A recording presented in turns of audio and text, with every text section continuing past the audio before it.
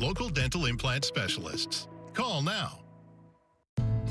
For decades, Ken Calvert has been buying up properties across Riverside County, like this one, then directing our tax dollars to increase the values of his investments and selling them off for a huge profit.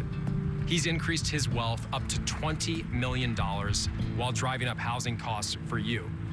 I'm Will Rollins. I approve this message because it's time we hold Ken Calvert and corrupt politicians in both parties accountable for driving up housing costs. LA Unscripted, weeknights at 7:30 on KTLA 5.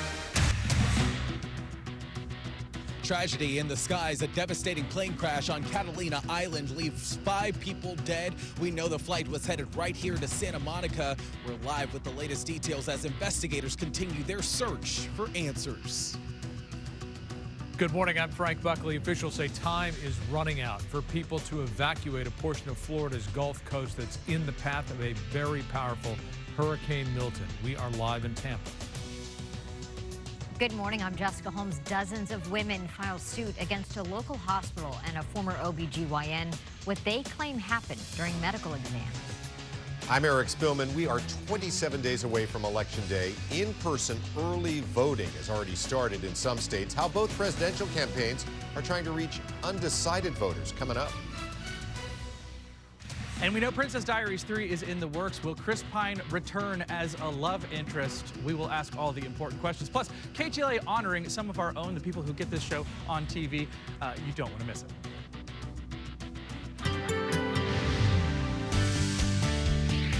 And if you're in a foggy area, skies are really starting to clear out in a lot of those areas, especially in the downtown area.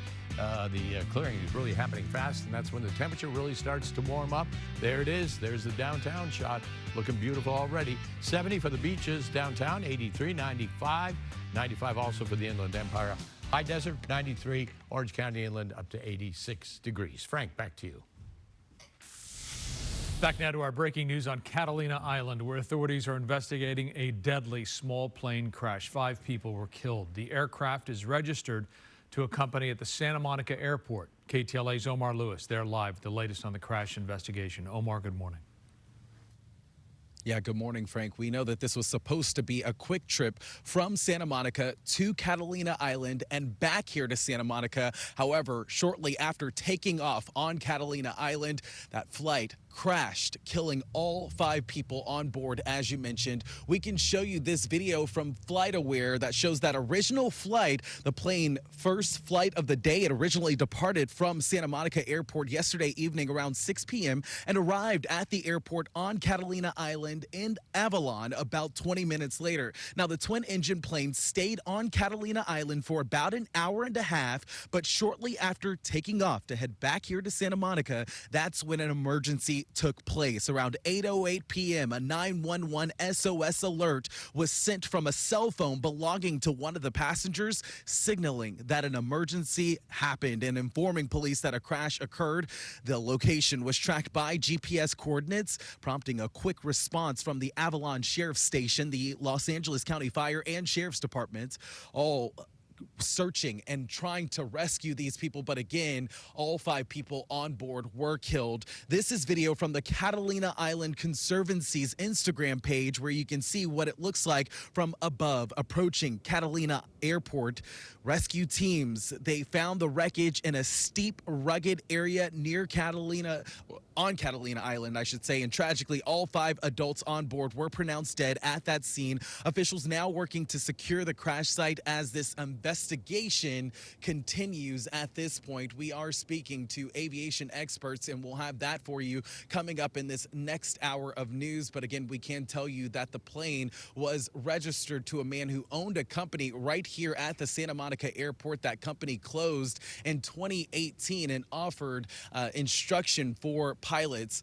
But again, we are working this continually developing story here this morning. But that's the latest for now. Live in Santa Monica, I'm Omar Lewis. We'll send it back to you in the studio. Omar, thank you for that developing news here. 2 people dead following a crash in Porter Ranch last night. This happened just after 11 o'clock on Tampa Avenue near Chatsworth Street.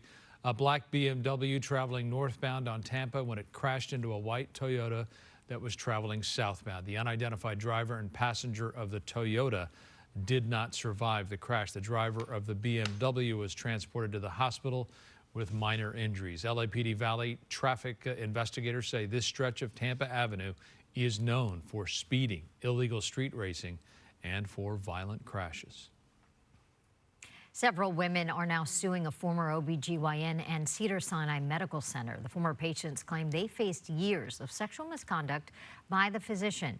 35 women say 74-year-old Dr. Barry Brock made inappropriate comments, performed unnecessary exams without gloves, denied necessary C-sections over the course of years. Brock denies any wrongdoing, saying that the lawsuit is, quote, full of lies. LA Times reporting that Brock told his patients in August that he is retiring due to the uncertainty of how long this legal process will take. Cedars-Sinai Medical Center issuing a statement saying, quote, the type of behavior alleged about Dr. Barry Brock is counter to Cedars-Sinai's core values and that it has reported the matter to the California Medical Board. LA County District Attorney George Gascon and challenger Nathan Hochman also taking part in a debate last night. It was hosted by the LA Times and KNX News Radio. Gascon made the case to keep his job. Hochman, a former federal prosecutor, went after Gascon on his record. This DA has enacted is blanket policies that say he is not going to prosecute quality of life crimes. What does that involve? That if a police officer comes up to a homeless encampment and sees someone shooting up with meth, heroin, fentanyl, he won't let him prosecute. When you listen to my opponent, you're often listening to code talk for mass incarceration.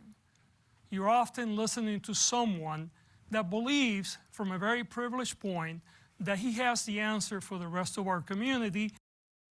Gascon argued his approach is working and has led to more police accountability and reduced jail overcrowding. Hochman says Gascon's progressive policies have led to increases in crime. Meantime, a new LA Times UC Berkeley poll has Hochman leading Gascon 51 to 31%. Residents in Florida continue to evacuate the area ahead of the arrival of Hurricane Milton. The now Category 4 storm is expected to sweep across the Tampa Bay area later tonight or early tomorrow morning. Reporter Sam Clementi on the ground now in Tampa with a live look at conditions there. Sam, good morning. Good morning. We've seen these conditions ramp up. We just got the emergency alert on our phone telling us to find shelter as the hurricane impacts come down upon us here. And we've noticed that with the rain.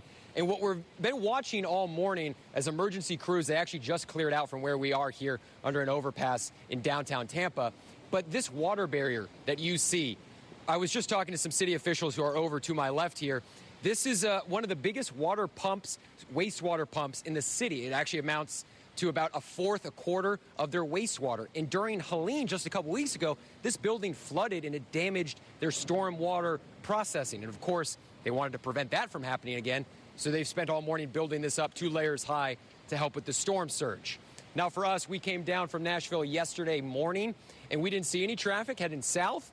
But on the other side of that median going north quickly were a lot of people from Florida, bumper-to-bumper traffic, a mass exodus as people try to get out of the state in time. And we saw this traffic that I think you're seeing on your screen right now a lot sooner than we anticipated. It was not near the Florida state line. It was actually well into Georgia, in the center of Georgia, near Atlanta. And so it's a good thing, though, truly, because it shows that people are listening to those warnings and they're getting out while they still have time.